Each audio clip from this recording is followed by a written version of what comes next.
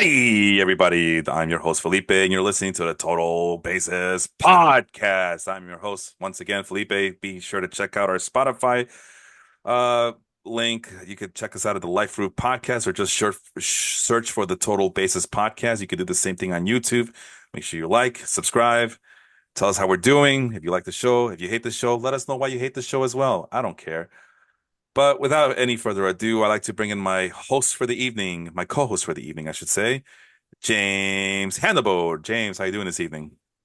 Very good. If anybody saw the Mets versus Phillies game four tonight, you'll know why I just had a cigar in my mouth. Very happy man. We're talking about two dubs today, mine and the Mets. Well, before we go any there, are you doing okay? How's the hurricane treating you right there? I'm not gonna.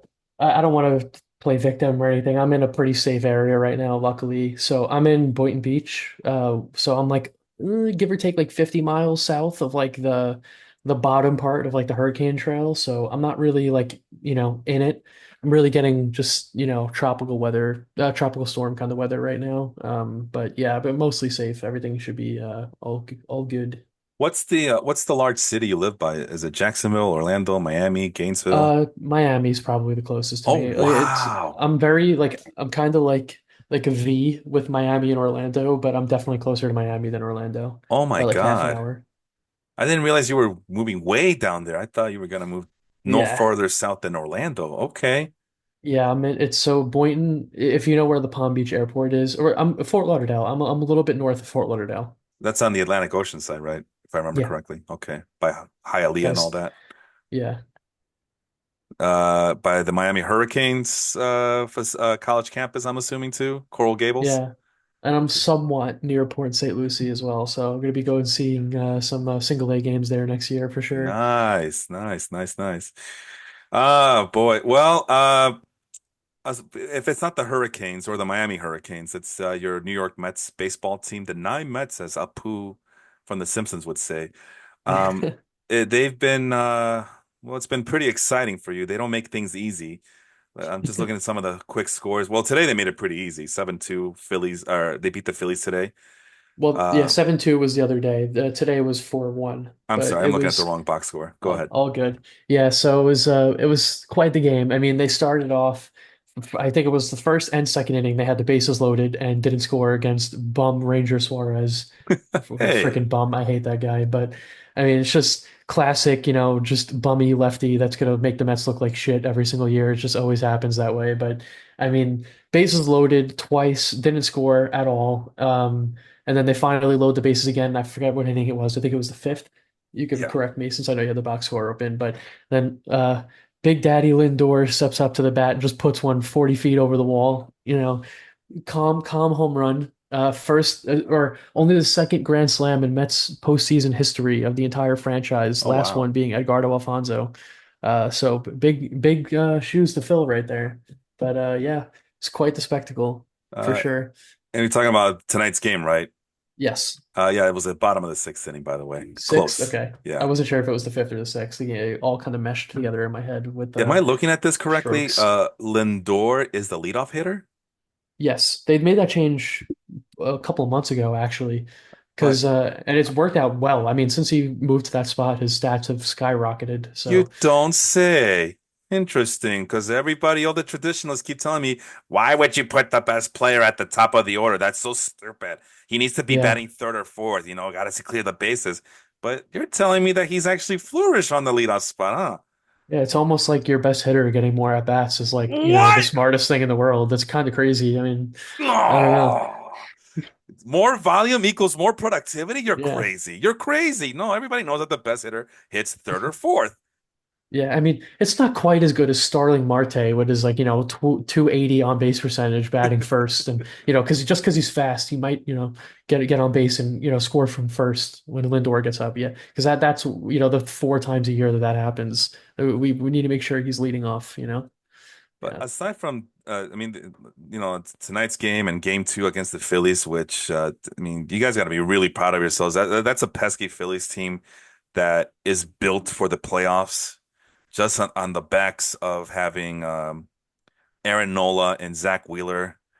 that they're made for these short series. You were able to Apparently kind of, not. well, not in this one, but you can't ever count them out because of that. Every time I count them out, they always advance. So maybe that's the problem. I counted them out the last couple of years and they just surprised me. And then I was all in on them this year, not to make the World Series, but to go far in these playoffs. And they get bounced by the Mets in 4 games. Yeah. So we're waiting on the other bracket. Oh, it's the Padres and Dodgers. It's my Yeah. daughter screaming Hot out the door. take. Yeah. Hear it from me now. People can disagree with me all they want. I would rather face the Dodgers than face the Padres, believe it or not. Like, Yeah. Yeah. You don't want none of the Dodgers. None of the Padres, I mean. You don't want none of the yeah, Padres. I don't need to see Joe Musgrove's like multicolored ear clearly cheating and then, not getting called out for it, just like, last it was 2 years ago. I thought he was out for the year though. I thought I I read. know Is he? he's out. Okay. Yeah, I'm pretty sure he's out right now, but but still, precedent is there. The cheating team. Everybody talks about the Astros, then nobody remembers the PED Padres, the with the Tatis and then the sticky substance Musgrove. Yeah, Musgrove is out. He will need Tommy John surgery. Yeah, And he's he'll on my team, miss so he'll trust me. he'll, he'll miss the 2025 season, unfortunately. But before the Phillies, you had the Brewers games as well. Let me see if I'm reading this right. Yeah, they won. Mets won 4-2 on Pete October Alonso 3-run 3rd. home run Pete in Alonso the 3-run home run off of top of the Devin ninth. Williams. Was that the correct pitch that Devin Williams made there? I think he threw a changeup and Alonso Yeah, was he sitting on it. missed. He just straight missed. I'm pretty sure it was like literally just a straight miss, like right over the plate, and he just punished him for it. Took him the other way. They were suggesting, John Boy was suggesting, I believe it was John Boy was suggesting that Devin Williams was tipping his pitches.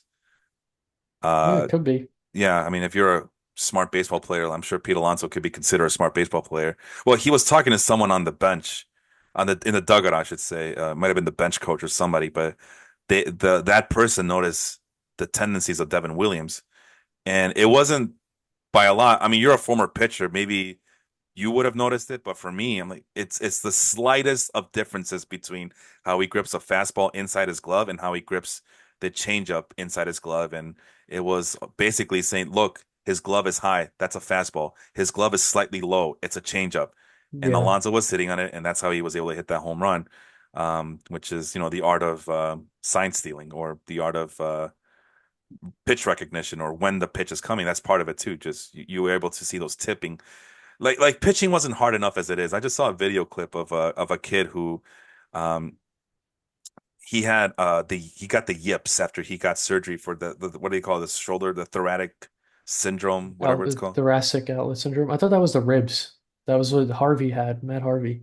No, I I thought it thought was like something with the rib, or no, maybe they had to like take a rib to like do something with your shoulder. I can't remember exactly what it was. this is becoming biblical. They took a rib out of Adam to make Eve, right? No, good evening.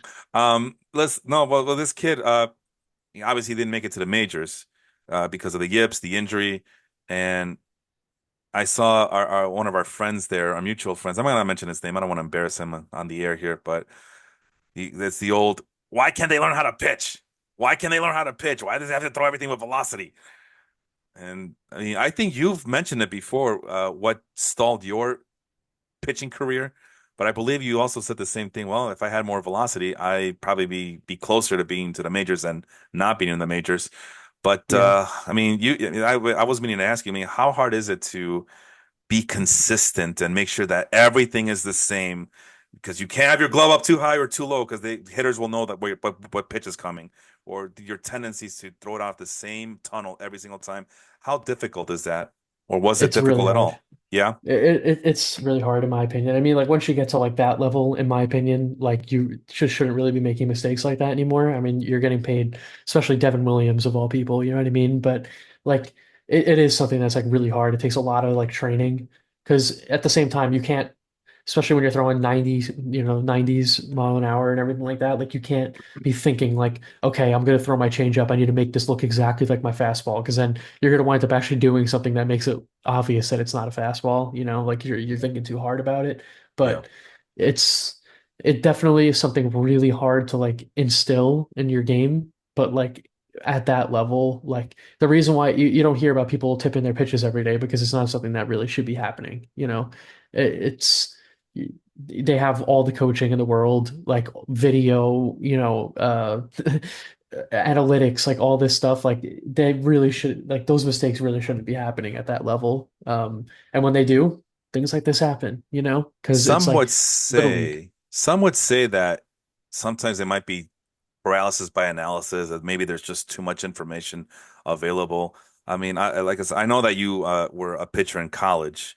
I mean, do you feel like maybe there's just maybe too much information for these guys? I mean, obviously, if you went from high school to college, I'm pretty sure you got more information in college than you ever did in high school. Or maybe I'm wrong. You tell me. But is there such a thing as that, or would you be one of those guys that say, no, give me all the information, any little bit helps? What's your take on that?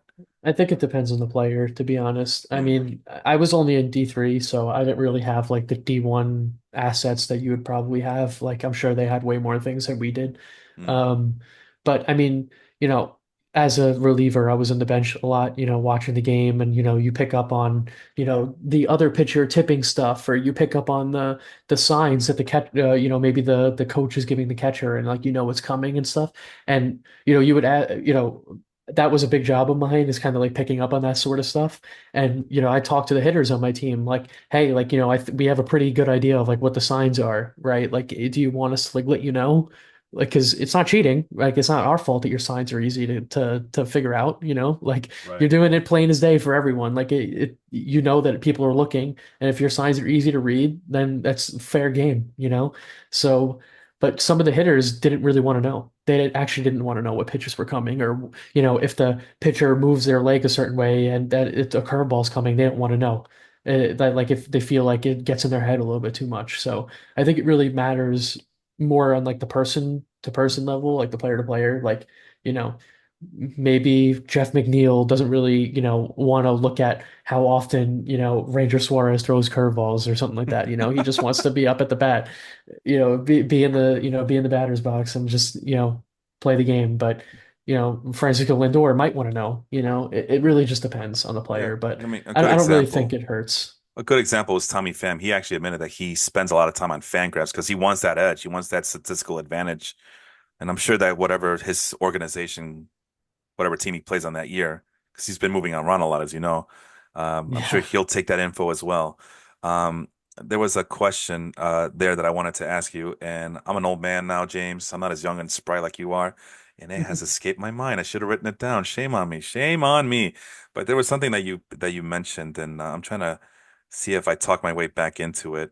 Was it about like the sign stealing or? Oh, right. Okay, this is gonna sound really dumb, but okay. So I play this video game. It's called Super Mega Baseball 4. It's not like the show. It's not a simulant. It's not a simulated sport. It's a arcade style sport, right? And you may have played it. I don't know. You're a video game guy. I know you are. It's the only No, reason I I'm bringing actually it up. haven't. 'Cause you haven't? Oh man, I'm in love with that game. But anyway, you know, I'm not an expert. I'm at a medium level. I mean, the CPU goes up to 99. I have it around 50 just because I don't want to deal with all that. I just want to relax and play games and see how many dingers I can hit on a daily night. And sometimes these players, like I think a good example was Dick Allen. You could play as Dick Allen if you want, an over-exaggerated version of Dick Allen, but Dick Allen nonetheless. And one of his attributes, special attributes that he has, is that he has the capability to steal signs at the plate. So he'll tell you if a fastball or a breaking pitch or whatever is coming. And I gotta say, man, that is distracting as hell. I like just don't tell me what the pitch is, because if he says fastball, oh well, shit, I gotta swing at it. But it Yeah, doesn't tell you where it's going. It might be fastball way outside, or it might be fastball way up high, and I'm swinging exactly. at it, and it's a distraction.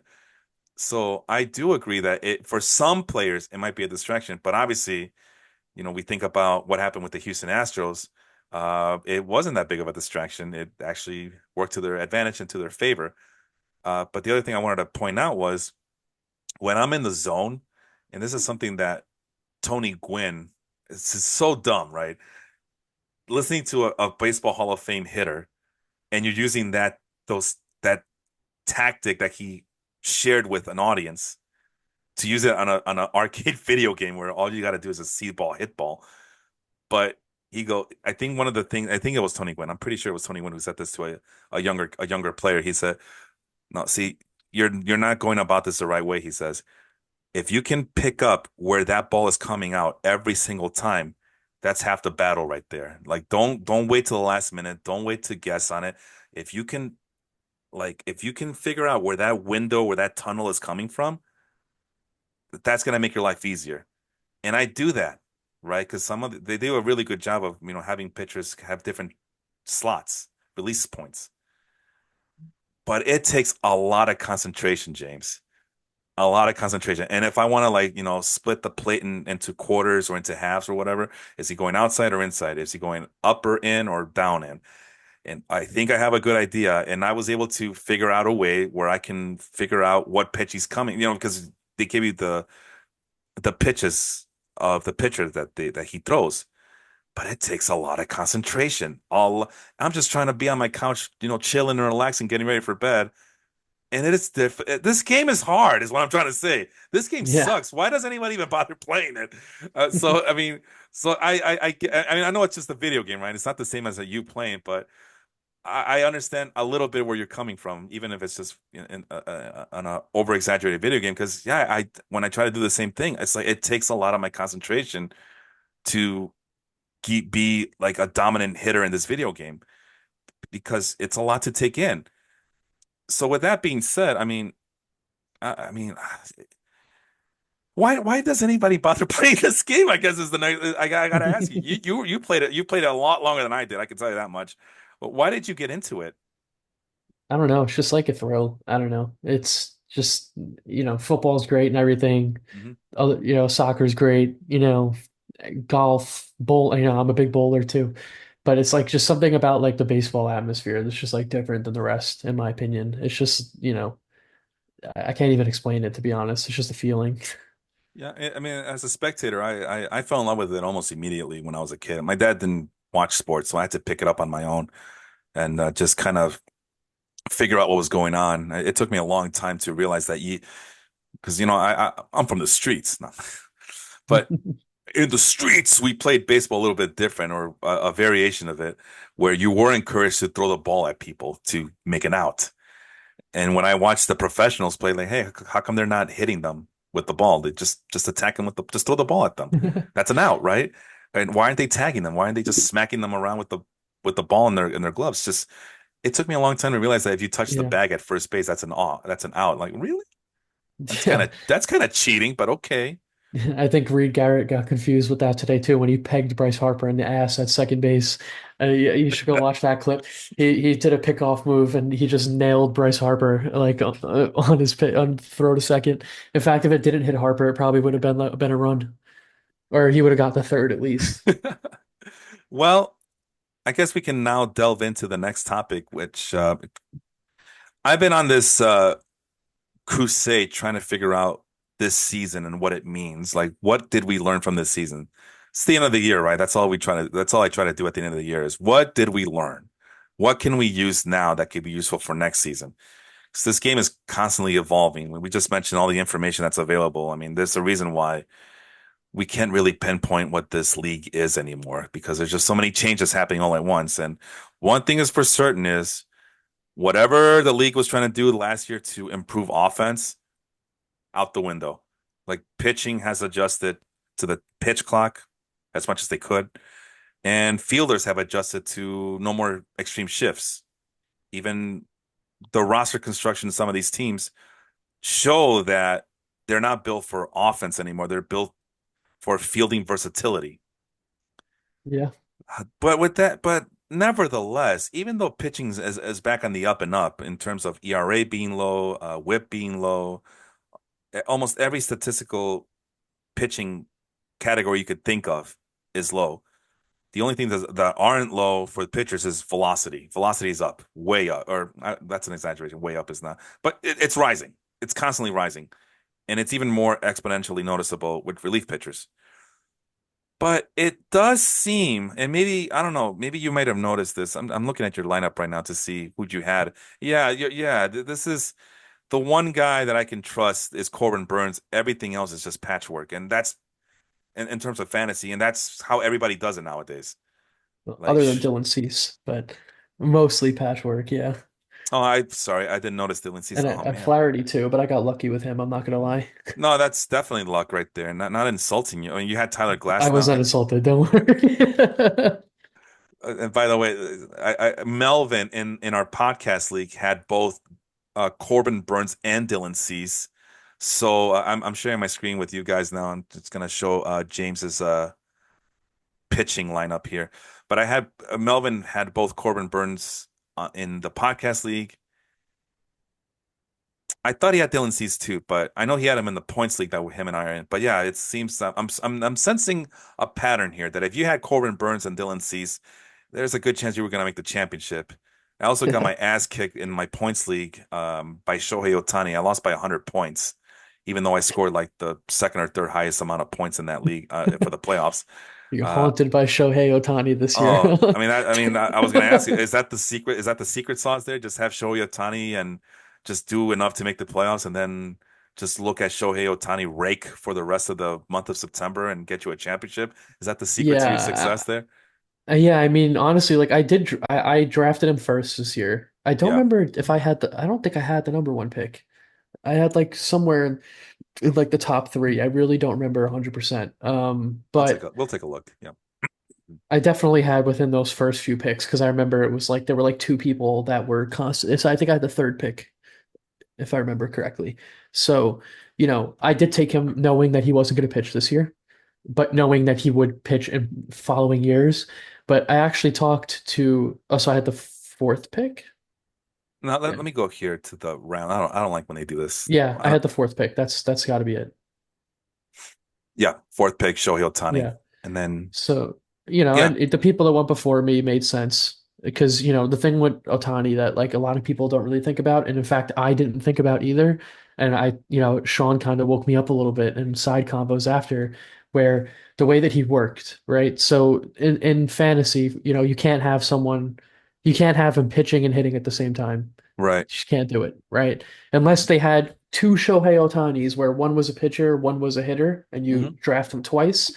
You can't have them in both the pitching lineup and the hitting lineup. So Right. luckily for me, he couldn't pitch this year, right? So I only got the hitter Otani. But there, Sean had him before this. I think he had him like the last couple of years. Yeah, he's won The two problem, championships with him.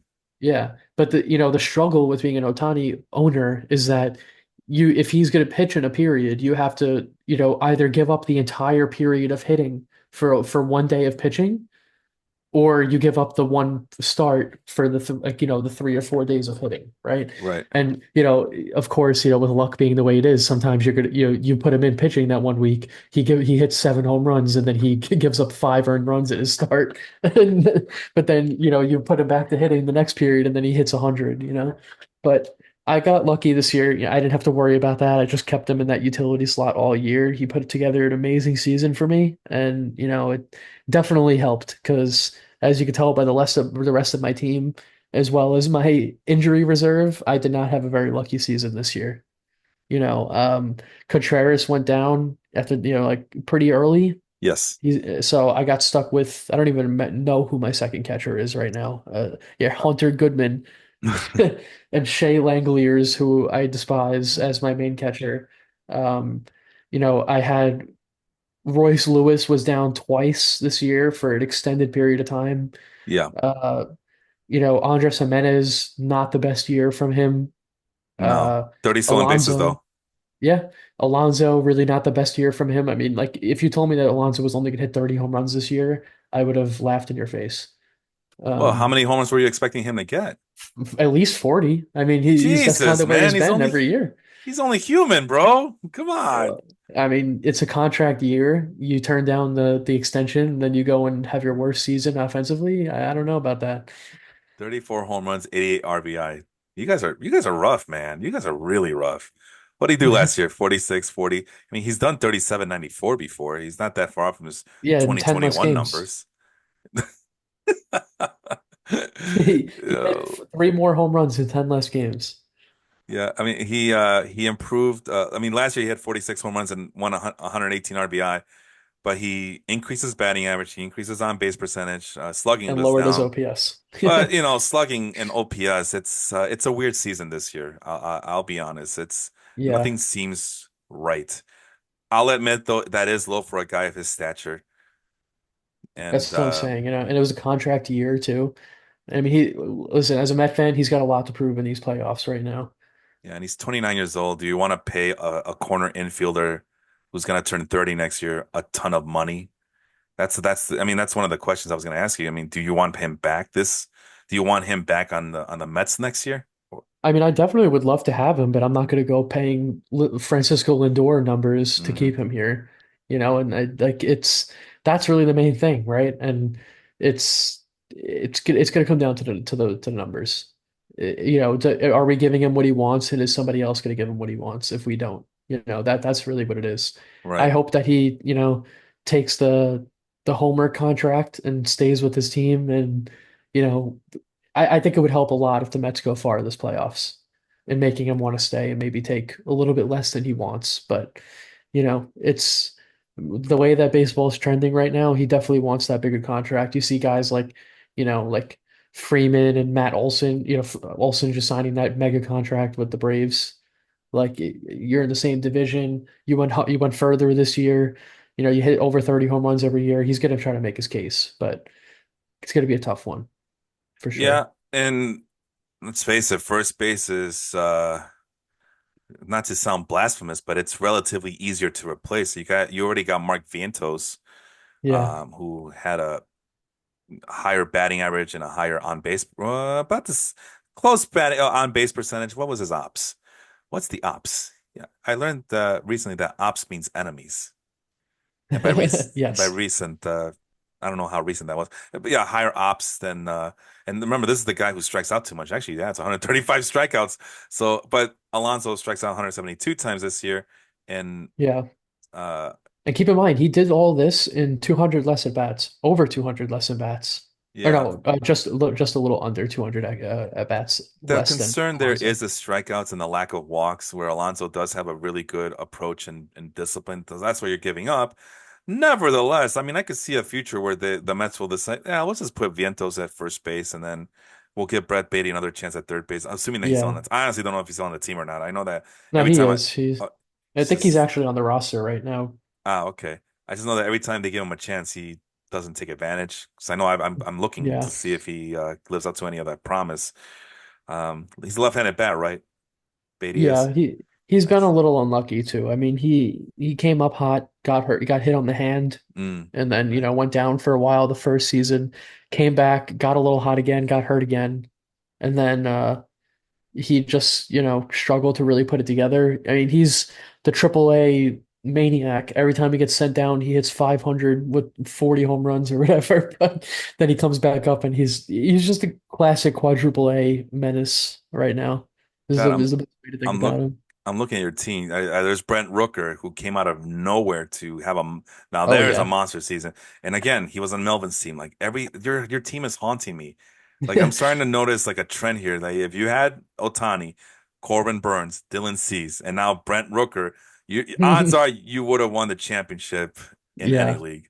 I mean, he was amazing this year, Brent Rooker, for me. I I mean, can't deny it. No. because there's something that I struggle with a lot with fantasy is outfield specifically Hmm. because I feel like all of the really good outfielders play one specific outfield position in fantasy, right? Where it's like center field, right field, left field, like they only play one, right?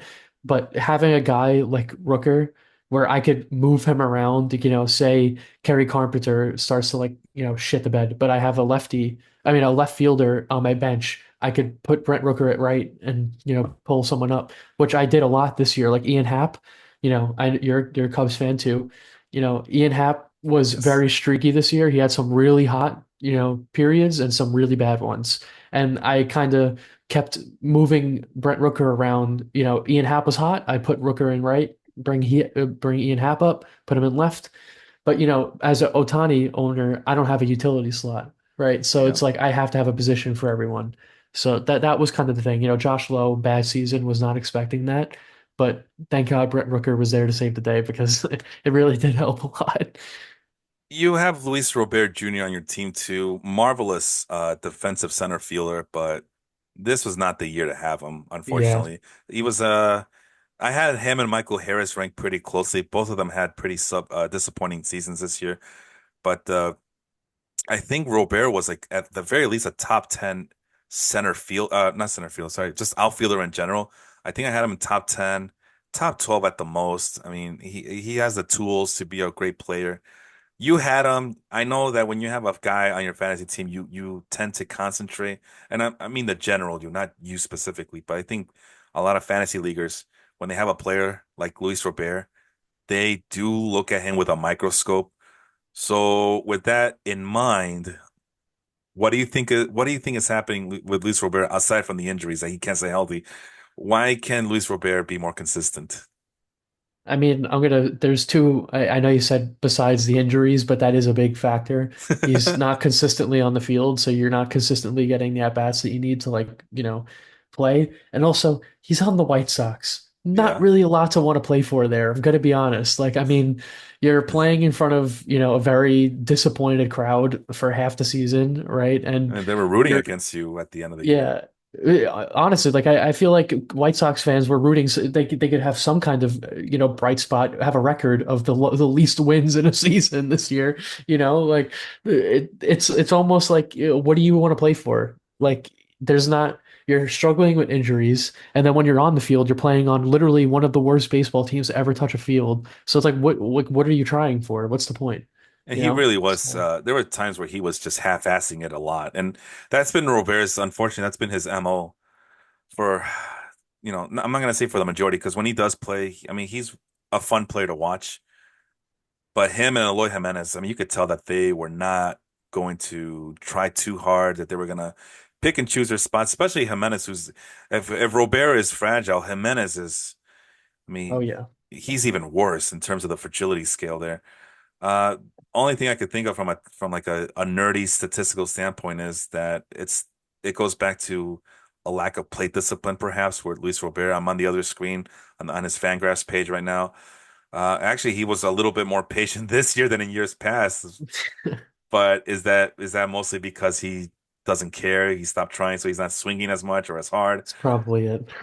Contact rates went way down this year. Very noticeably down this year. And then one of my favorite stats that I like to use here, it's called the called plus swinging strike percentage. 31% this season, a career high. That means he's always behind the eight ball.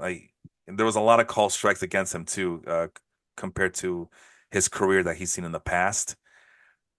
And I can only make assumptions that this is a player who's like, whatever, just let's get this out of the way. A Yeah. little bit more patient approach, not as aggressive as before. That could be a good thing, but for a guy like Robert, he depends on that explosivity, and if he's just having a bat on his shoulder and more often than he has done in the past, that might be a reason why the struggles are there. He's just not the same dog in him, Yeah. doesn't have it in him.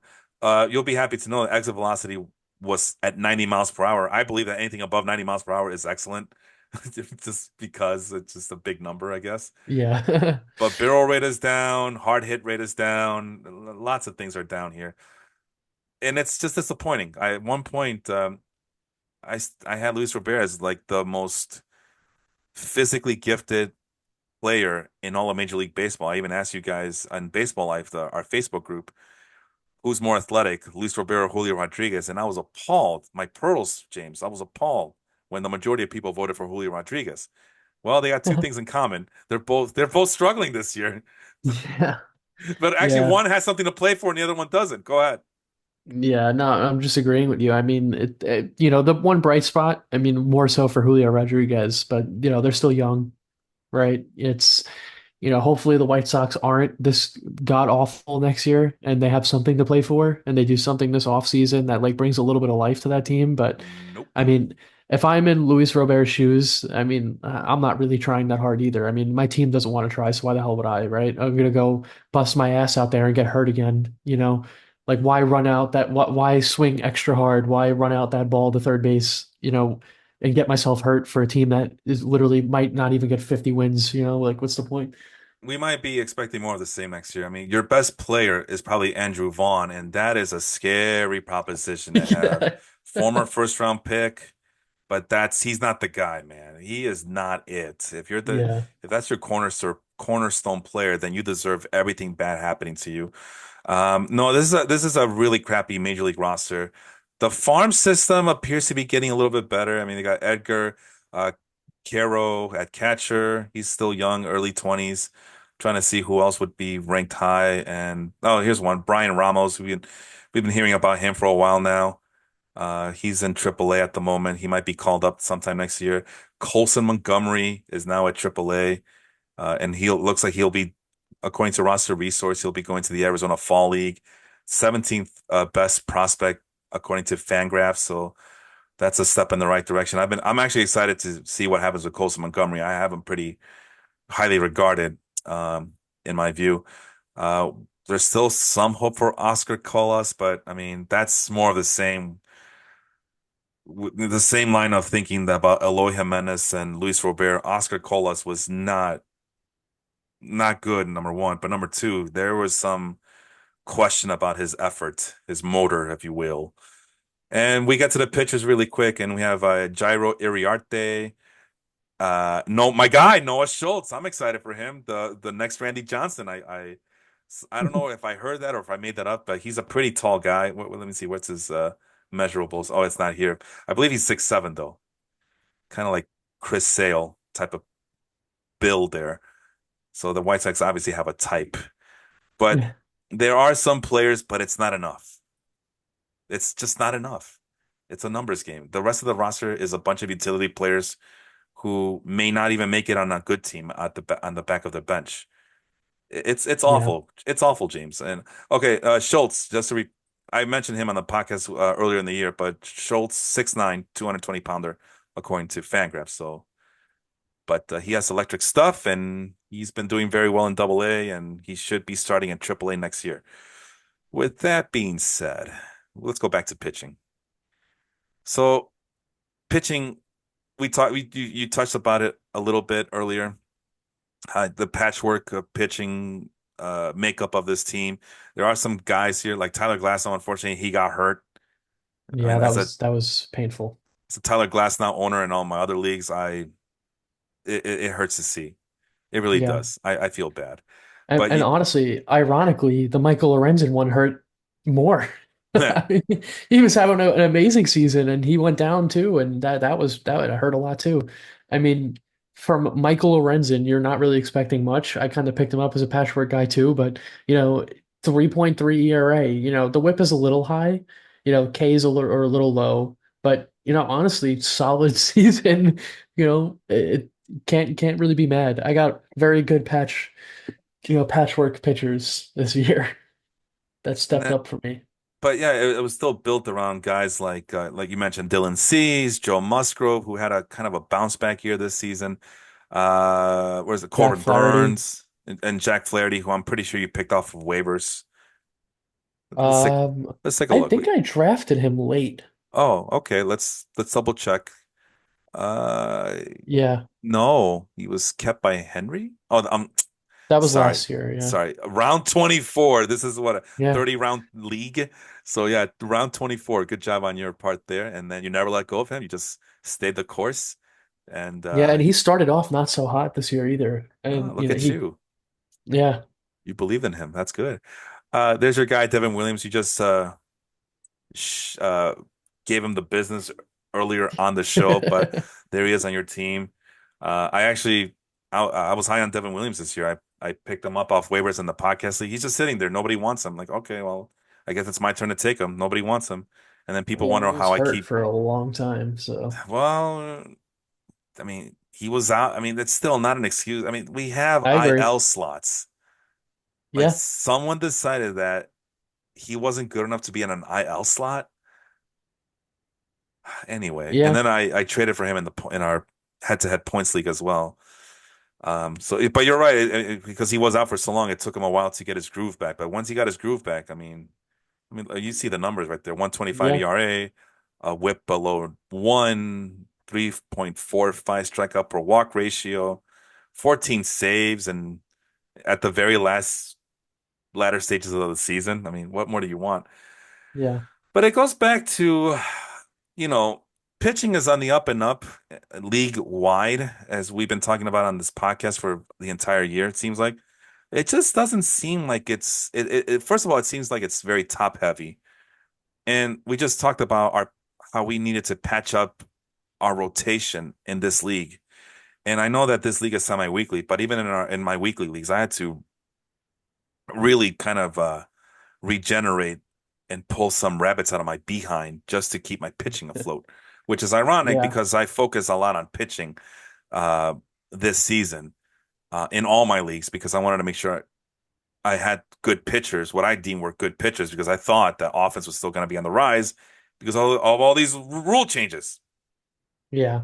And honestly, like the one thing that I think I learned big time this year that I kind of didn't really pick up on in the past, even though we've had the same kind of league every year, is you can't just draft like five aces. It happened to me last year. I got really lucky where I wound up picking up like I think, like a couple of pitchers that were like on the IL to start the year that people didn't really pick, right? I picked them up and I bring them up and then but they're all like, top of the rotation guys. And there's like it's only a few, but there's like maybe 5 periods out of the 30 period season where those guys are all pitching at the same time. And then the next period comes around and now you have nothing, right? And you can't, pick up new pitchers without dropping the ones that you have because you're only allowed a Right. certain amount of pitchers, right?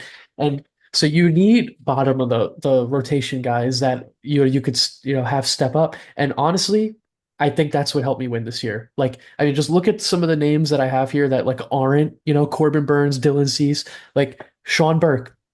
Got him late in the season, right? 24 years old. He threw 19 innings, Yeah. 1.42 ERA, one whip, right? Yeah. Respectable. We only pitched 4 games, but it was there for the few periods that I needed him. Rhett Lauder, right? 30 innings, but 2 wins, a quality start, only pitched 6 games, but 22 Ks, not terrible.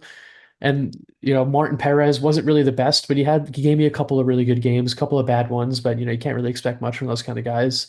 Um, you know, that those were really the ones that helped win the season. I mean, like even like having Yusei Kikuchi like for like most of the season too. I He say only had like a 4 Kakashi. ERA. I say Yeah, Kakashi, by the way. it's definitely Kikuchi. Well, But I just want to point out I say Kakashi. It's still one of my favorite jokes on this podcast. I can't help myself. Go ahead, my friend. Go ahead.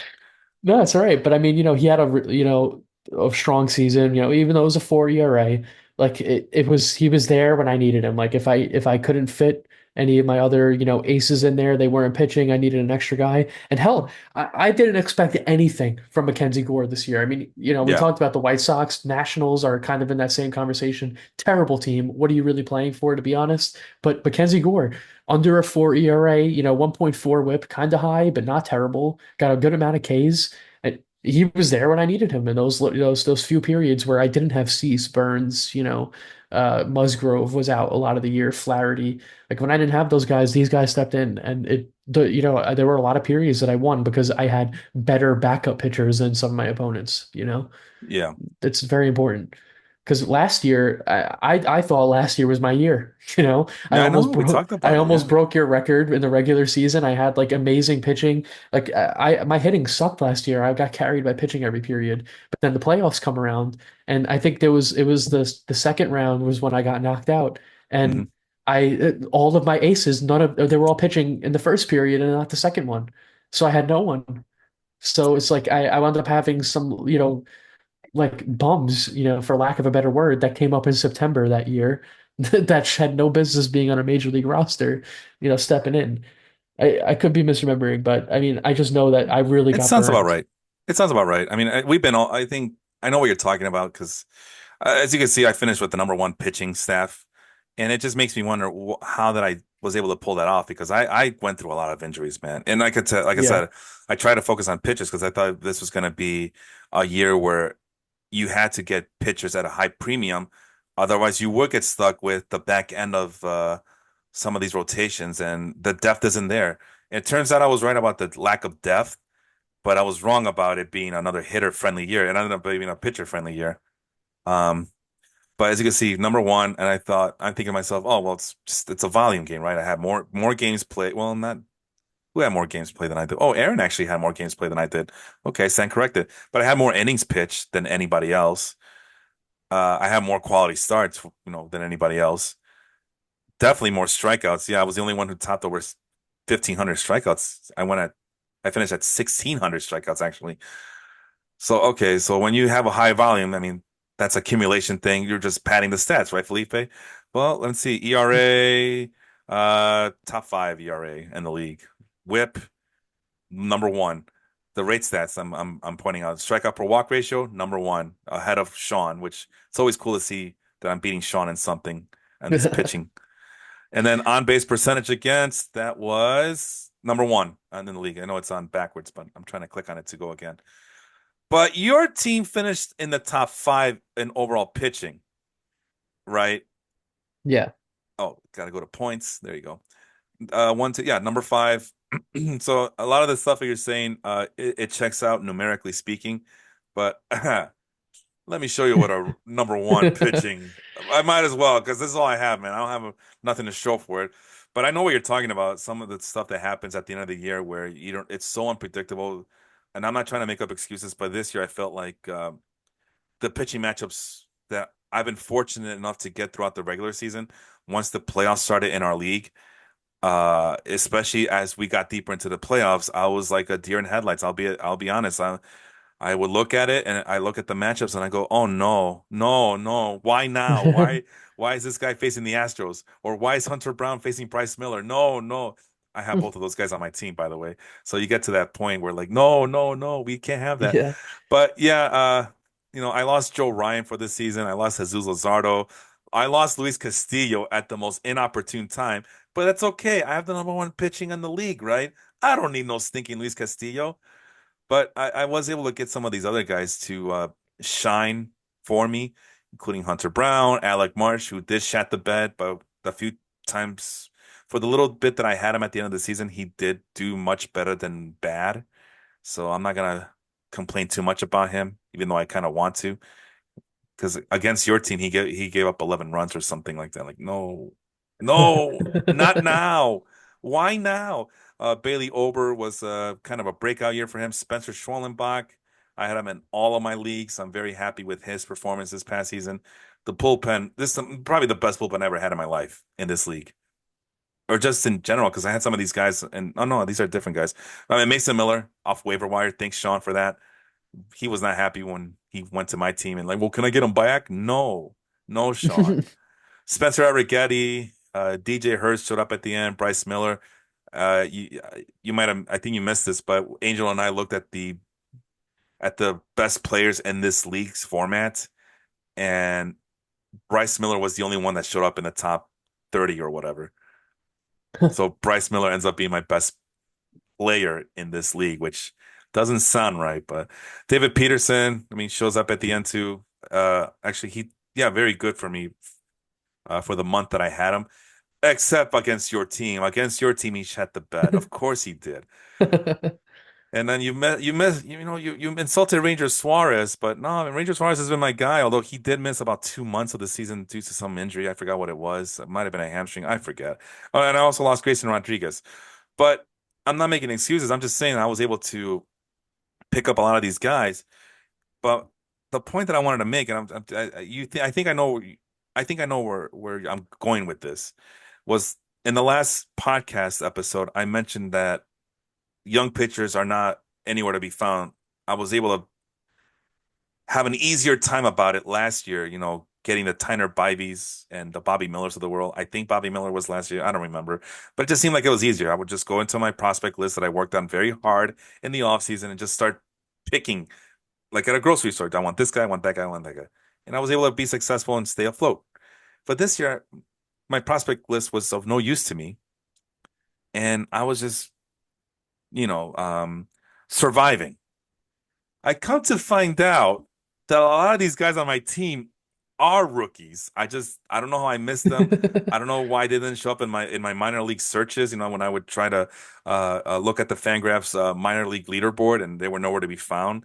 But yeah, Spencer Schwellenbach, I had him in all three of my teams. Bowden Francis, I got him in one league. David Festa, he was pretty much in three on all three of my leagues at one point.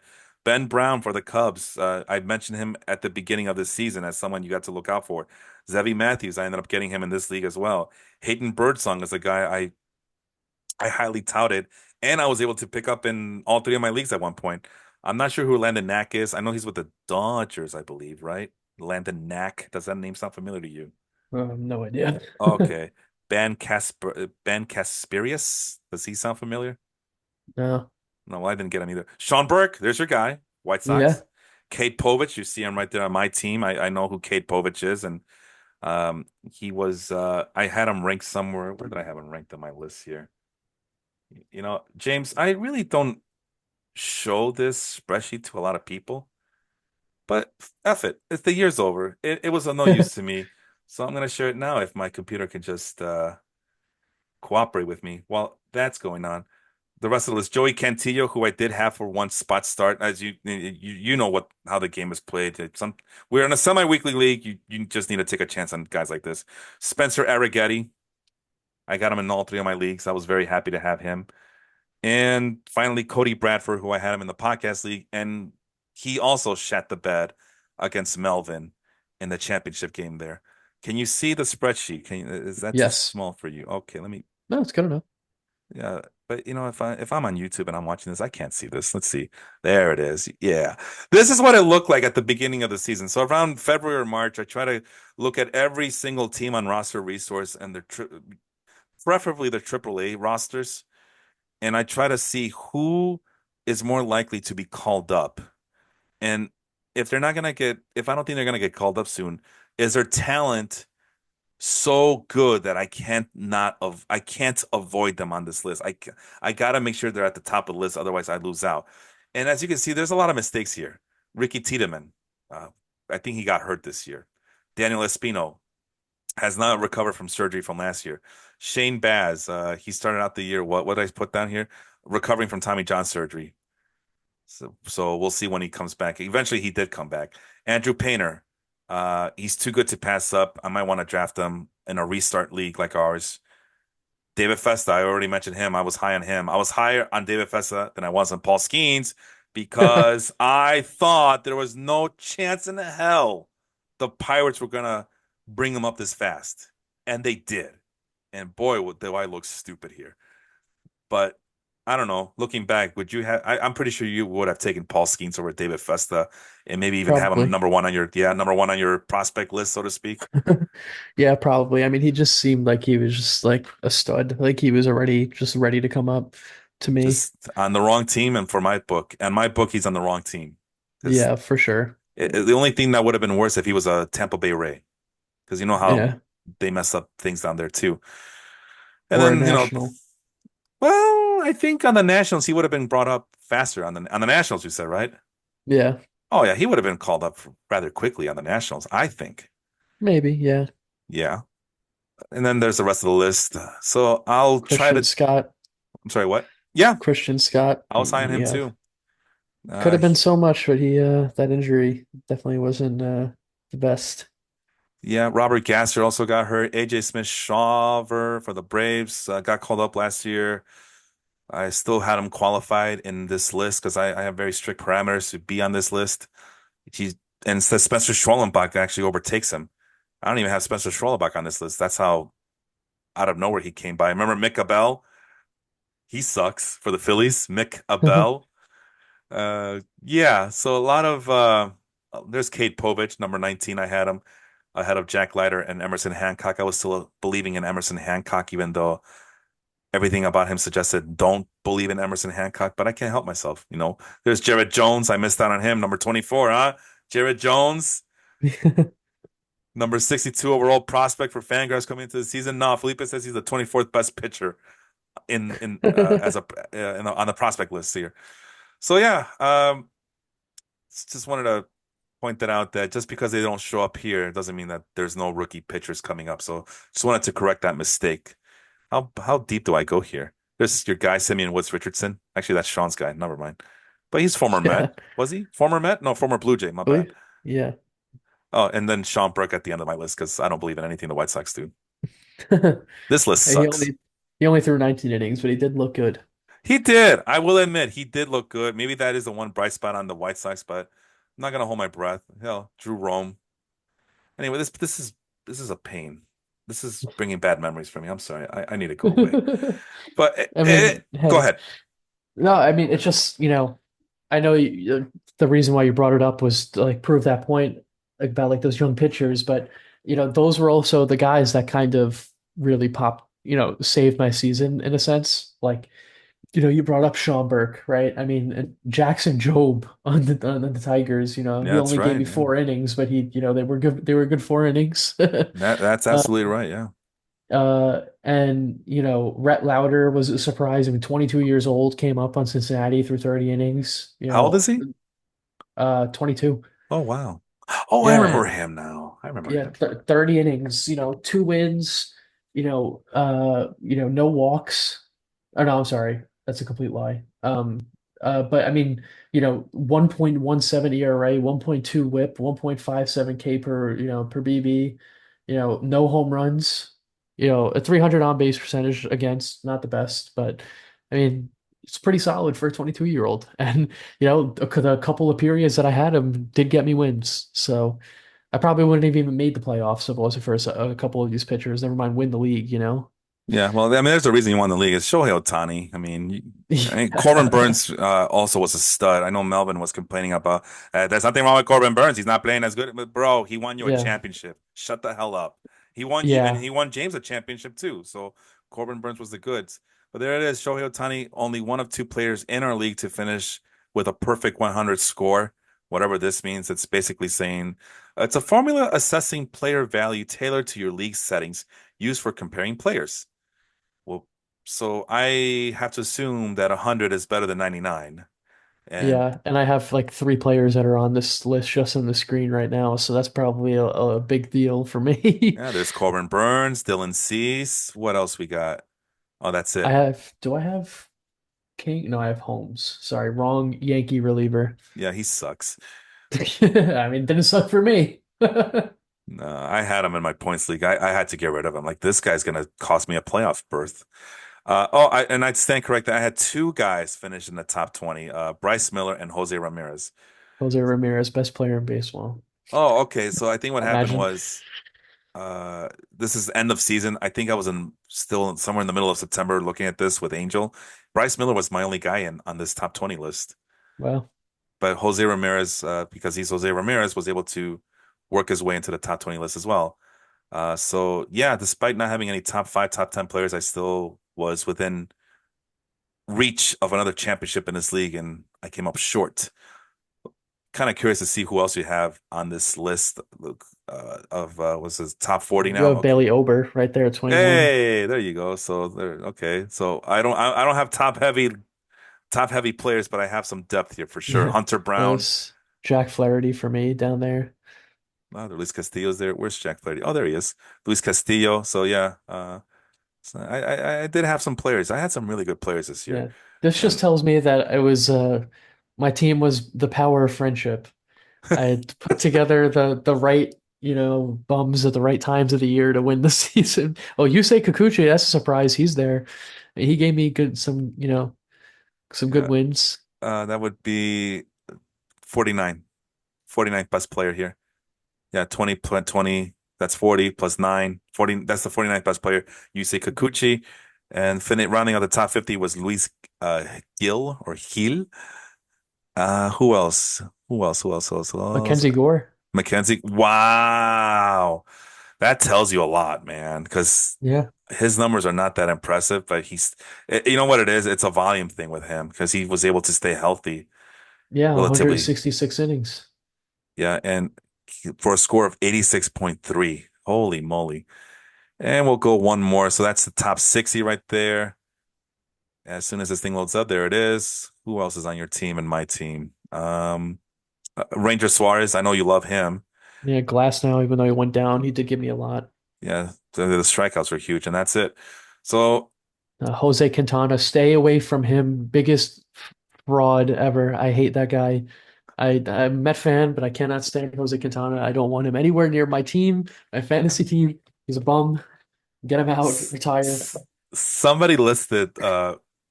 four specific pitchers who are in the playoffs and probably very vital to their teams. They got Jose Quintana, Dylan Cease of the Padres, Chris Sale of the Braves, who unfortunately he didn't even sniff these playoffs.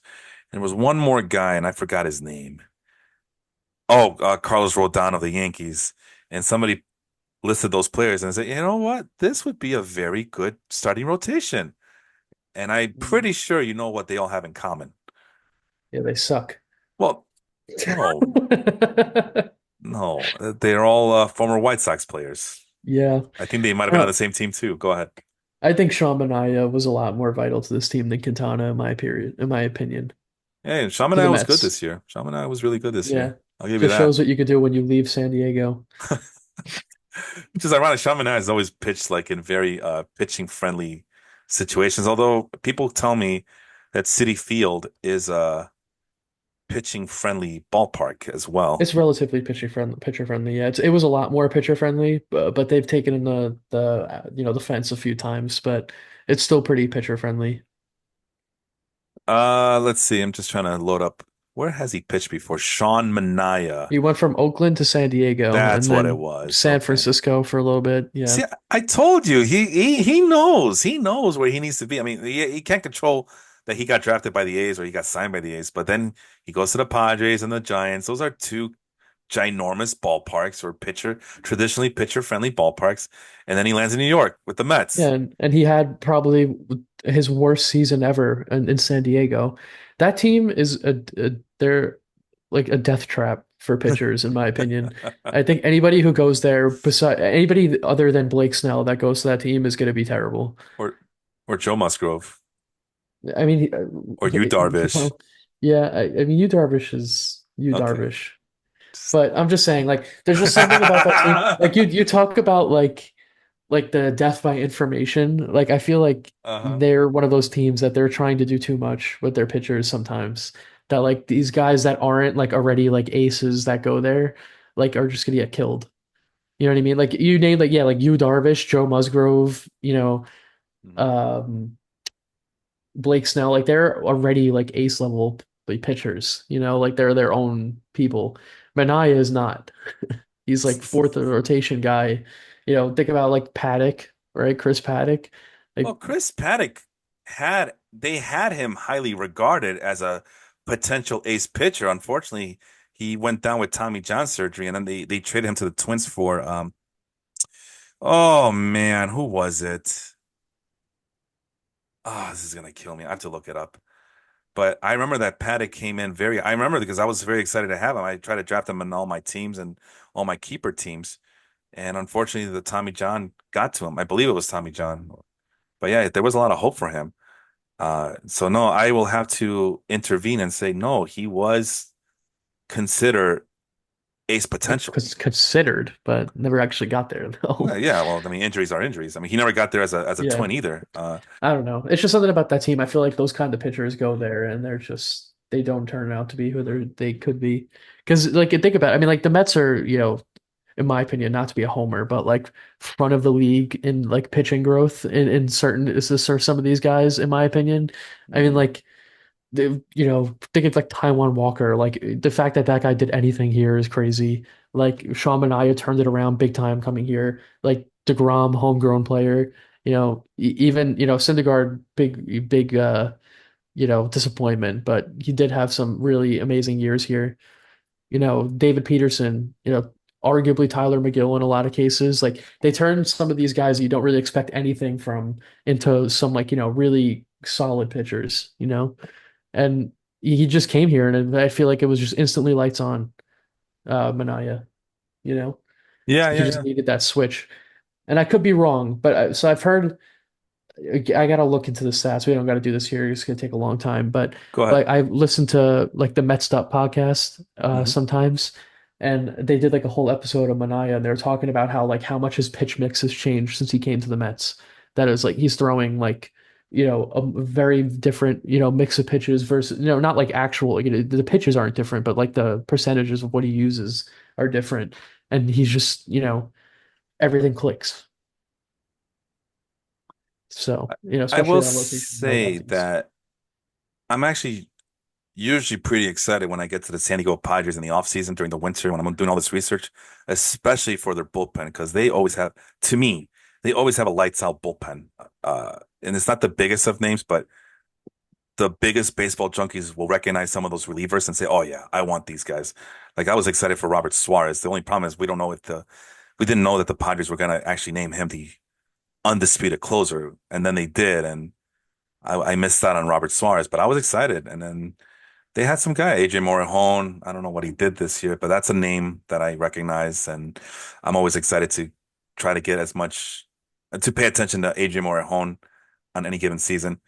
I'll have to look into that whole thing about pitchers. You got the Sean Manaea thing going, so that definitely became a true theory in that regard. But I'm kind of curious to see if that what has happened in the past with other pitchers, because you're right. It's been kind of mixed results with the Padres with the starting rotation, but I will not. I have to admit that I do love how they do their bullpens. I really do. They sometimes turn nothing, a bunch of nothing into something. So, AJ Morejon, Yeah. 71 strikeouts and 63 and two-thirds innings with a 2.83 ERA. Go ahead. And I was gonna say, well, spoiler alert, they're not looking too hot today. Dylan Cease came out of the game in like the second inning, and the Yeah. bullpen has given up like 5 runs already. Yeah. People love Dylan Cease coming into this year, and rightfully so. I mean, he bounced back here, but Dylan Cease does have command issues. Then they'll rear its ugly head at the most misopportune times. And I think he had a bad start last time too against oh, who the hell they faced? Was it uh I can't remember. My memory's not what they used to be, man. I'm sorry. I know they had a bad start against was it the Braves? I think it was the Braves. Anyway, I'm not sure. Chris Paddock, getting back to him. In April of 2022, the Minnesota Twins acquired Chris Paddock and Emilio Pagan for Taylor Rogers and Brent Rooker. Oh wow. Let that breathe in for a little bit. While I was talking to you, I was trying to figure out, whoa, how did Brent Rooker end up with the Oakland Athletics? I'm afraid to ask. Here it is. Selected off waivers that same year in November of 2022. Selected off waivers by the Oakland Athletics from the Kansas City Royals. What? How the wait. Oh, okay. Hold on. It gets better. In August of that same year, 2022, Brent Rooker traded by the San Diego Padres to the Kansas City Royals for Cam Gallagher. And I might be wrong, but maybe Cam Gallagher ends up going with the back to the Royals anyway. I'm gonna double check that now because that's the problem with being a fan of this game and looking things up like this. The rabbit hole can get you into deep trouble. You know what I mean? Yeah. Because now I'm freaking curious to see what the hell happened to Cam Gallagher. Oh, okay, he ends up with the Cleveland Guardians last year, and I don't think he played this year, at least not in the States. So never mind. I thought he ended up coming back to the Royals, but I guess not. Nope. Okay, so that's where it ends right there with Cam Gallagher, backup catcher extraordinaire. James, answer me a question here, my friend. Can you tell me how many pitchers finished over 200 innings this year? I'm gonna go uh 20. 20 pitchers over 200 innings pitched this year? That's Is that what- probably high, but It's I'd rather super go. high. It's Yeah, super high. You want? I'm gonna readjust. I'm gonna go Thank you. 9. That's better than 20, I can tell you that much. Uh, four. Wow. You want to try guessing their names? Uh Two former mm, Mets, by the way. Zach Wheeler. And that's one. Okay. Former Mets. Definitely not DeGrom or Scherzer. Um, I don't know. I'm not really Uh, sure. I believe he used to come out of the bullpen for the Mets at one, for the Seth majority of it. Lugo? Seth Did he Lugo, throw number two. he threw over 200 innings. We couldn't even throw him relief back-to-back days without him blowing it. And he threw over 200 innings. That's insane. Well, I don't mean to throw you under the bus here, James. I respect you, but some would say that ended up he ending up with the San Diego Padres in 2023 might have turned his career around. It probably did. I mean, honestly, I don't think there was any his problem with the Mets was that they didn't have room for him. That was the issue. Yeah, no, The that the I remember Pa- that. the I the remember that. Padres made, he was the only reason why he was ever a reliever was because they didn't have room in the rotation for him. So yeah, I mean, for sure his career did get saved going to the Padres. And he was on my team last year too. I think I picked him up towards the end of the year to like, get me some innings and everything. Like he is a great starter. It just never clicked with the Mets because there just wasn't room for him. I was It's always high on his him. Yeah, I was Me always high on too. him. But you're right. I remember why aren't the Mets putting him in the rotation? He's so damn good. And of course, then he would get his chances and he would, you know, get exposed a little bit. But Yeah, he or he'd had have a that kid. ability. I'm sorry, what?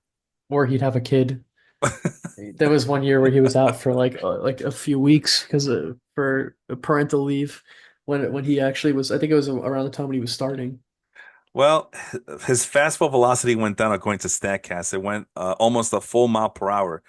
And that's always the danger, right? You either throw with a lot of velocity or you really have to learn how to pitch as you get older. This might be a situation where he's learning how to pitch. He also developed a consistent cutter that is also being Yeah, thrown at 90 miles an hour, you know? So I bet it looks like the fastball, but it's not. Um, he also throws a sinker, but not as much as he used to.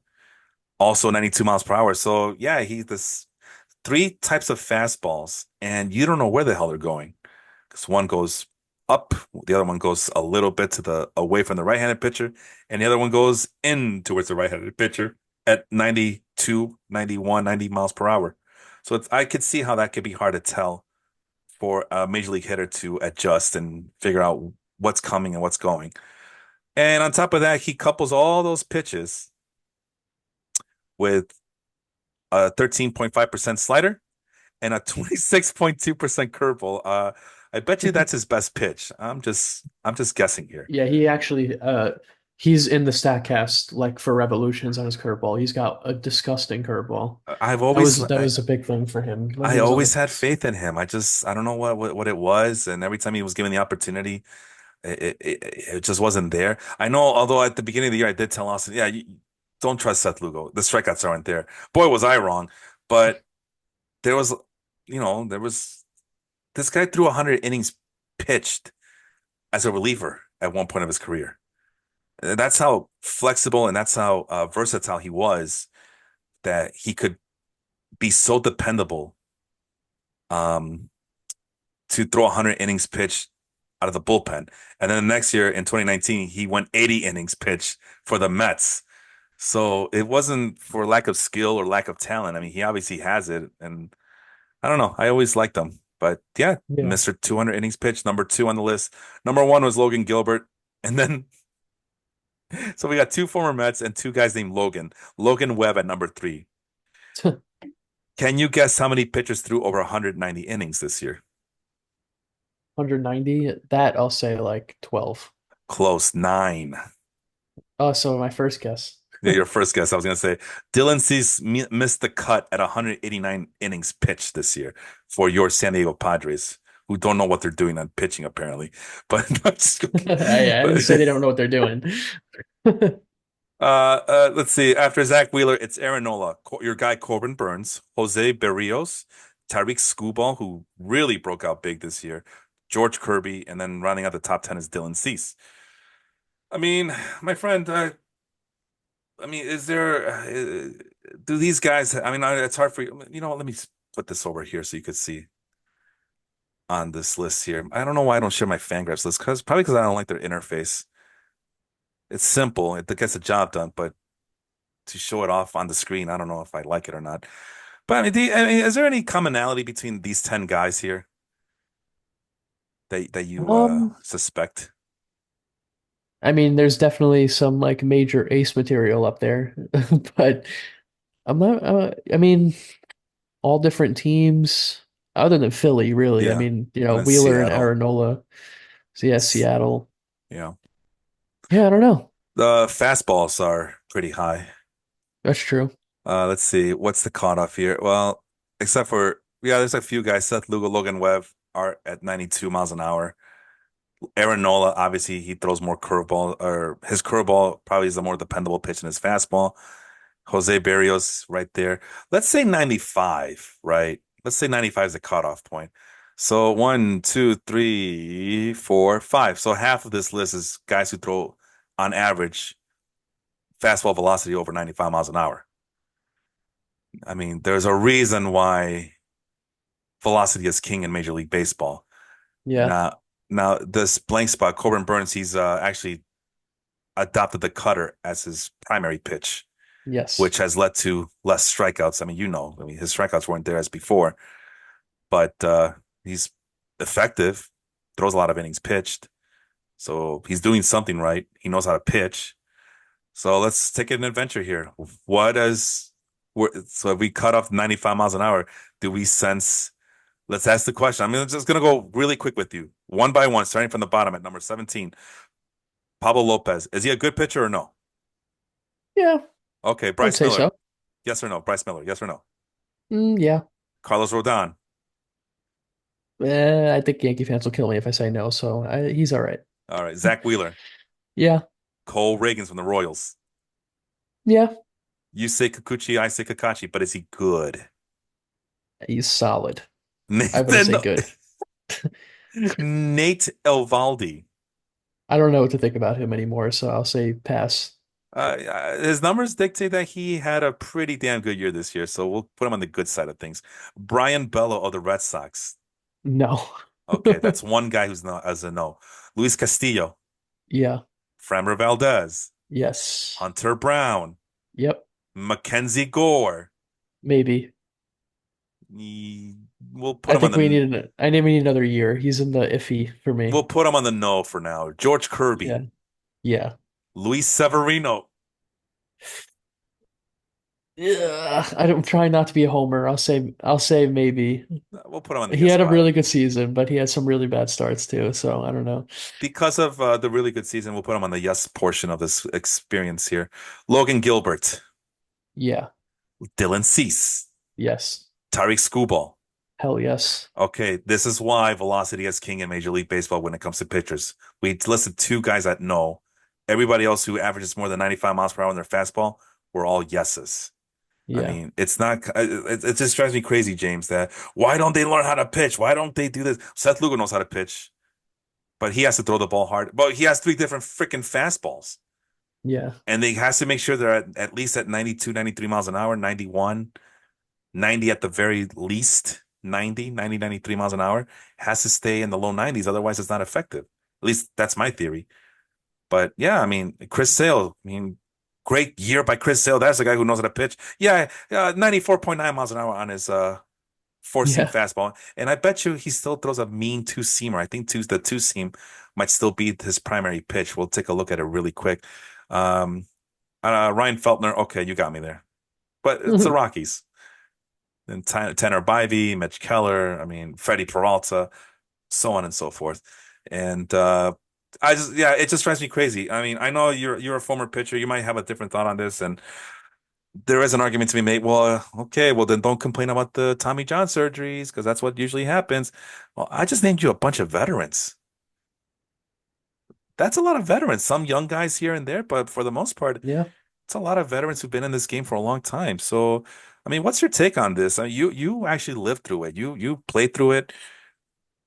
I know velocity and strikeouts is the number one thing. I kind of tend to agree with that. It makes sense in theory, but is it something that should still be practiced? Should they go back? Should more major league teams go back to a throwback attitude when it comes to the pitching? I'm gonna go the DeGrom route here, and I'm gonna say the velocity really does. I think it does really matter, but you need to be able to throw that fast Hmm. normally, right? I feel like besides Jacob DeGrom, because obviously he's just his body is just giving up on him, but Yeah. like he like scientifically was the only person that really should be throwing as hard as he was. Like he was throwing 100 because he could. Yeah. Like he had amazing, mechanics. He had like the perfect wind up, best release. He got close to the plate and everything. So the perceived velocity was even more, right? It's But then there's guys that, they're throwing 102 because they're putting their like 90,000% into every single pitch, and like Mm, that's when the problems really come because, yeah, sure, you're throwing 98 every, your average velocity is 96, 97, but like, are your rookie mechanics really allowing you to throw that hard, or are you mm, just like overthrowing every pitch? And that's where like the control comes into play too, because like you're putting more into the velocity than you are the control. Meanwhile, there's guys like DeGrom who are throwing 101 on their fastball, but they're perfectly spotting every pitch. right. So, yeah, So I'm showing off the Chris Sale Statcast figures. And yeah, once he went to Boston, he just started throwing more four seam fastballs. I'm assuming that's what it is. Because I know for a long time with the White Sox, it was always classified as a two seamer. But as you could see, that they might have done some reclassification of what the pitches are, or maybe when he got to Boston, the cameras and the computers thought he was throwing a fastball and not a two seamer or a sinker. So yeah, it's they're hard to tell. 150-year-old cameras at Fenway. Yeah, probably. But yeah, there was a kind of a reinvention when he got to Boston in 2017 and all the way up to the Atlanta Braves. So my hypothesis about him throwing more two seamers or sinkers is wrong. He's actually still relying on his four seam fastball, and the slider has been the go-to pitch for him at 40 points at 40%, career high. He's Yeah, I mean, always had he's a just got that disgusting arm angle. Like the slider coming out of that arm slot is just unfair. Like it, he should be throwing that, honestly, in my opinion, 50% of the time. That thing is just disgusting. It's unhittable. it's worse when you're a right-handed hitter and you see a pitch going to your feet and you Yeah. don't know what to do with it, and your natural instinct is just, oh my God, swing at it, get it away from me. I mean, even if you're a lefty, it's like it starts like, the where he releases it is at your body, and then all of a sudden it's like, on the ground, like 40 feet away from you. Like it's disgusting. I mean, Bumgarner was the same way, but he's just a bum for lack of a better word. But like Sale, it's just disgusting. And then the changeup being thrown at 14.7%. So you can only imagine how wicked this is. He'll that same arm angle sinker going into a left-handed pitcher, left-handed hitter, and then just for giggles, he'll throw an 87 mile per hour changeup just to mess with the hitter's head. Yeah, And then again, that's another pitch that should be going in on these left-handed hitters. And it's kind of hard to tell. Is that the sinker or is that the changeup? I'm gonna swing. Oh, I'm too early. yeah, Oops.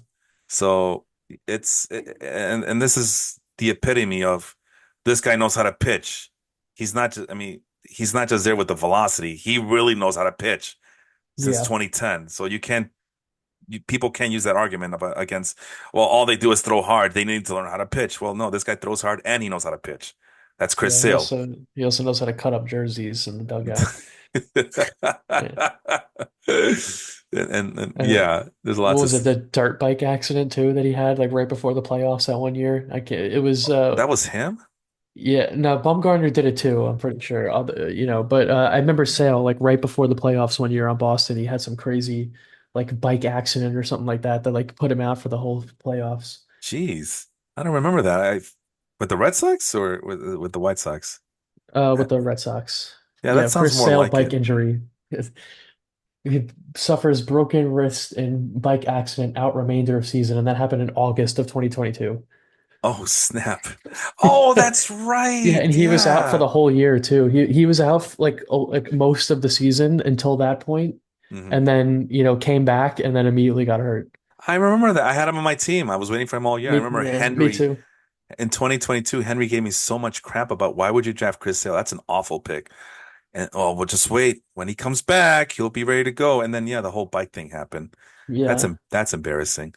I think this will be the last thing I show you. This is the Statcast fastball usage. It's a lot of very well-known names, right? I would say so. Big names. yeah. And then there's Austin Gomber. That's okay. Tyler Anderson. That's okay.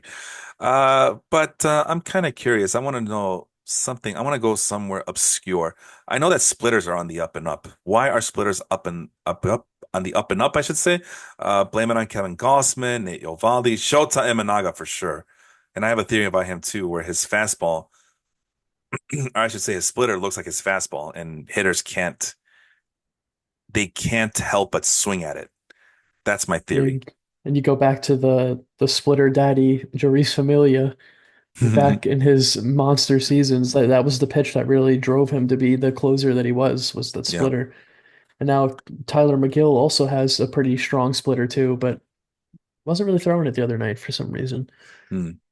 I know that they say that it's a high risk injury riddled pitch, but Kevin Yeah, Gausman has been relying on it in his rejuvenant career for the since his days in San Francisco. Hell, even when he got traded to the Braves, and he was coming out of the bullpen, I believe, for the Braves during that playoff run, if memory serves me correctly.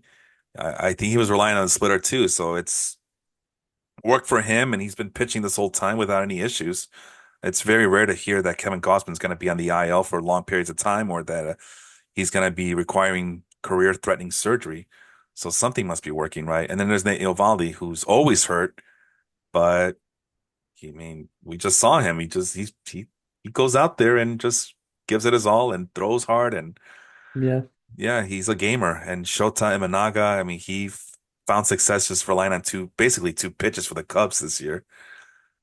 And then there's Tanner Hoke, Bryce Miller, my guy. And then there's a big drop off here, Logan Gilbert. Oh, yeah, yeah, the three Seattle Mariner pitchers that rely heavily, or not too heavily, but in the double digit percentages in terms of that splitter.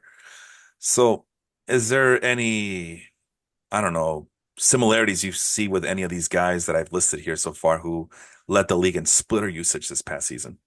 Yeah, I mean the top two older pitchers, maybe Mm. I don't know if there's really much there because then you go down this Logan Gilbert and George Kirby, who are two of the youngest pitchers. So, And it Bryce Miller could too. be, yeah, I think it's just one of those pitches that, I'm not, it's kind of hard to say because like as a pitcher, I think I would go to something like a splitter where like, maybe I don't have this like disgusting, 4,000 revolutions curveball that like some of these like other like pitchers have. And I'm just looking for something that's just gonna like, knock throw the hitter off a little bit. Like I'll go to a pitch like this, like, especially a guy like Gosman throws his fastball 52% of the time, right? Then he's Yeah. gonna hit you with the splitter that looks exactly the same until it starts to break away Yep. where it's like 80% of the time he's throwing a pitch that looks like a fastball, but 30% of the time it's falling off, Yeah. I think that's really the main thing. I don't really, understand maybe why is Seattle, it's just a team thing, I guess, right? They push that splitter, they think it's a good pitch, maybe they have analytics on it that it's Yeah. like one of, it's the pitch right now, hitters can't hit it, they want their young pitchers to know it, right? But, you know, I think for a guy, especially Nathan Eovaldi and Gosman, right? Like they're already like pretty heavy fastball users, right? And they want that pitch in there that's gonna, Eovaldi has always been four seam cutter, splitter kind of guy, where Right. it's like yes, he's those three pitches that look exactly the same coming out of his hand until they start to cut away on you, right? It's So it's that's the pretty main reason. it's pretty remarkable how these guys are able to do that, and especially these veterans who go on and have long careers, despite the fact that it's now to the point where like if you have a son and he wants to play baseball, why would you have him pitch and risk all these injuries? And I gotta ask, did you ever get any of these big time injuries when you were playing? Not really. I've definitely have had some nagging stuff that, you know, I haven't been sidelined per se, but I've definitely like dealt with a lot of stuff, especially when I got older and, I was like 22, 23, playing in like men's leagues and stuff like that. Like, Hmm. things hurt. And if I was in the majors, I probably would be sidelined on the IR with, some forearm pain or something like that. But, I never had any like major injury where like I required a surgery or anything like that I know of. Right. Who knows? I, But I'm I also throwing 85 miles an hour. Like, I mean, it's still I'm not, high. I can't throw yeah. 85 miles an hour. I think the most I've ever done was 50 if I'm lucky. Yeah. Uh, I just I was curious about the cutter because I see Cutter Crawford throws at 32% and I see where he gets his name from. 32% usage on that cutter. Top three, Eric Fetty, who came from Japan or Korea. I forgot which one. Had a pretty darn good season this year for the White Sox, one of the few bright spots. And then Corbin Burns, we just talked about it. Like he has ditched the fastball and has gone completely with the cutter as his primary pitch. The slider's pretty damn good. Do yourself a favor and check out some of the microscopic Yeah. numbers that hitters have done against his slider. It's ridiculous. And let's finish with slider. Uh, um, we've Angel and I found out that slider velocities have gone up very noticeably from last year to this year. And who's throwing it the most? Dylan Cease, Brady Singer, Tanner Hook, who also throws us a big time splitter as well. Chris Sale, no surprise there. Patrick Corbin, who I don't know if you might have heard this, but apparently Patrick Corbin was getting some play in leagues, in fantasy leagues this year, as someone Yeah. that could be at the very least spot started with confidence. Did you see that, or did you notice that? I did. I saw him on some waiver wires and stuff, and I did consider him, but then I remembered he's Patrick Corbin, and I stay far away from him. But That's he's what I thought. definitely, yeah. Yeah, I mean, listen, the Nationals killed him. He was a good pitcher, and then they threw him to death, you know. He's definitely still has the stuff. He just hasn't really put it together, but from what I remember, he did have a pretty solid-ish year this year. Yeah, let's see Oh here. no, 5.6 ERA. Yeah, never mind. I take that back. Yeah, but 1.7 WAR. I know WAR is not everything, but that might be a reason why Yeah, I he mean, he could threw be 170 innings. exactly So, why he could be relied upon. And something happened where I mean, he's improved. It's in terms of his peripherals, expected ERA was improved, the FIP was improved, the XFIP was improved. So yeah, it's still a high ERA, but he's not that bad. He's not a 5.62 ERA pitcher. And what helps him a yeah, lot is that his he's able to control his walks and still yeah, post a respectable strikeout for a lefty. I'm sorry, what were we gonna say? yeah, his FIP got better too, which, you have to remember he is in the Nationals, so like a lot of the runs probably aren't really his fault. But I mean, a FIP of 4.4 is still not really the best, Right. but it's definitely like an improvement over the year before that. So, Just you trying to know, see if I see any other trend here, but ground ball rate is slightly up, I guess. I guess slightly, not just not nothing that shows, oh my God, he's doing something we've never seen him do before. No, none of that. He's oh, basically there it abandoned is, the fastball. fastball. He's abandoned Yeah. it a little bit and going with a cutter now. Oh my God. This is something I've noticed, right? So I'm gonna. This is what I've noticed a lot with the pitchers, right? Especially when you get older, right? Like think like Mariano Rivera, right? You realize that you're not throwing like 97 mile an hour like fastballs like some of these young kids are and everything. That's where the league has gotten now. Mhm. So this is what I had to deal with, right? When I was in college, I threw like 85 at my fastest. The main guys on my team threw like 91, 92, 93, whatever, right? I would come in as a reliever throwing 8 mile an hour slower than them, right? If I threw with the same arm slot, the same pitches, the same movement as the people that I was relieving, I just look like it looks like they turned the difficulty down. The pitches are coming in slower and it's easier to hit, right? So I have to do something different, right? So I had, a lot of the guys had a lot more over the top releases like this, right? I came from here. I Mm, was a lot more sidearm, different arm slot already helping, right?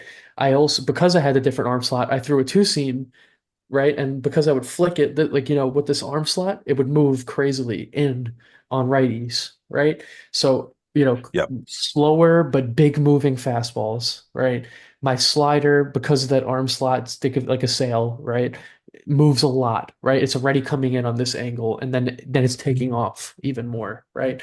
So that's what made me have any sort of success, right? If I came in after a guy throwing 92 right over the top, and I came in throwing with the same arm slot, throwing the same four seam fastball, I'm giving up bombs everywhere. Yeah. So I have to be different. So these guys get late, whether it's late in their career or they just realize that they're not a high velo guy. You have a mix of fastballs. You go to the cutter two seam. I think that's the most disgusting mix ever. Having a cutter that goes, whether it's away from righties and then a two seam that goes in on them, or a cutter that goes in on lefties and a two seam that goes away from them. Yeah. Mix in a splitter that looks exactly the same as those fastballs until it drops, Until it and then drops. you Yep. and then you throw your slow curveball, your circle change that goes away, right? Stuff like that, like that, and you just place it. That's what a lot of these guys do. That's why I think Kevin Gossman has so much success, and that's how you compete in a high velo world without being high velo. Yeah, I mean, it's like I always say on this podcast, I mean, sometimes older is better at starting pitching because then you start to learn how to pitch more because like you said, you can't rely on your natural abilities. Your stuff does go down, but we've seen if you want to stay in this game, it's a game of adjustments. It's a cruel game, but it's a game of adjustments, and they Yeah, want you that you can't pitch this way forever unless you're Justin Verlander. And I'm pretty sure if we look at Justin Verlander's Statcast numbers, we're gonna find something that is out of the ordinary. And the other thing I love to look at is, oops, I went too far, is the plate discipline. I still use the pitch info, even though Statcast is it's the bee's knees nowadays. And I'm just trying to figure out what is Patrick Corbin doing differently. He's inducing more swings. This is the highest swing percentage he's had since 2020. And contact rates are down. Ain't that crazy? Contact rate is down overall. Uh, it's the lowest it's been since 2021. So he's dropped that. And what about the strikeouts? Strikeouts are still, or not the strikeouts, probably the swinging strike percentages. Double digits for the first time since 2021. And the called plus swinging strike percentage, it's about about the the same. same. About the same. So little tweaks, right? Little tweaks that showed little improvement. And out of curiosity, you're a Mets fan. We got to go back to the past a little bit and get to the present as soon as this thing starts loading up what I want it to load up. Oops. We got to look at Zach Wheeler because, like, if Older is better at starting pitching, and Zach Wheeler, this is a guy who had lightning stuff coming out from the Mets farm system, like lightning stuff, and it took him a while to, and a lot of injuries to get through. But it took him a while to kind of realize some of that potential. And now with the Phillies, he's just I mean, we saw the numbers. He's a bona fide ace for that team. But I'm pretty sure, what does it look like when a really good pitcher like Zach Wheeler adjusts to this game? And let's take a look at the Statcast pitching. Uh, uh, did I just miss it? I missed it. The pitch type in velo here. What the hell? I can't find it. Where the hell did it go? Okay, I'm going too Oh, fast. Yeah, I just saw it. This is so dumb. There it is. What has he done? That the f I'm gonna strangle there it is. something. Okay, we want Statcast though. That's why I couldn't find it. It's still on pitch info. Ah, come on, mother fricker. Statcast. There it is, finally. Okay, so the fastball, he's still relying on it because it's still 95 mile per hour plus. And I look at that. He's actually abandoned the cutter. Yeah, I So don't know if it's so much as abandoned it, but I think you just split the cutter up. Like he's throwing the four seam a little bit less, and then he took that like heavy cutter usage and then like the heavy two seam usage, and he kind of spanned it. He added the splitter, so he like it's just a big yeah, mix of fastballs, right? So exactly what I was saying. Like you yeah. have the four seam that goes straight. You got the cutter that that goes in on the on the lefties, the two seam that goes away from them, the splitter that goes away from them. It's and then you add the slider, disgusting. And then the curveball too, just to really manipulate these hitters. Yeah. So, so I guess this was a bad example. I mean, yeah, the only adjustment was that he's throwing the cutter less, below double digits for the first time in his career. But like you say, he made up for it with the splitter. He's still throwing the sinker a lot higher to get away from those left-handed hitters, and making it really uncomfortable for those right-handed hitters. And yeah, does that is he the is he a late bloomer when it comes to maybe that's the adjustment is that he's a late if we are to believe these numbers are correct. He's a late bloomer when it comes to the slider. He's only been really showcasing it the last couple of years. Yeah, which is interesting because especially coming from the Mets were known as like the slider team. Like if you pitched for the Mets, you threw a slider. That's why I'm S- kind of shocked to see that. Go ahead. Well, that's why I think he left.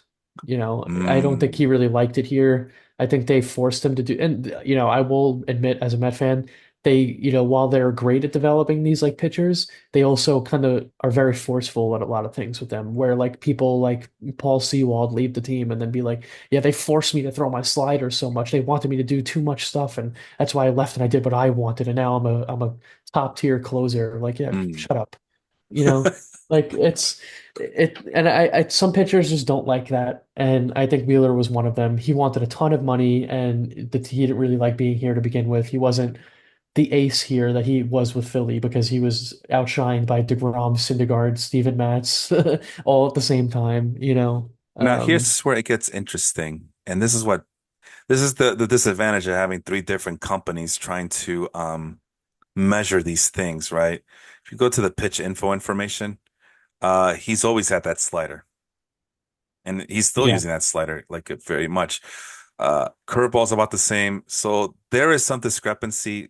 I Well, it think looks like they pitch think that the info. cutter, yeah. So pitch So info is taking either Statcast thinks his cutter, or he thinks his slider is a cutter, or pitch info thinks his cutter is a slider. So either his cutter moves more than a normal cutter and it looks like a slider, or yeah. his slider moves less than a slider and looks like a cutter. So That's yeah, what it is. it just depends what we're using. Same issue here with the sports info solution, but StatCast, like I mentioned, is the bee's knees.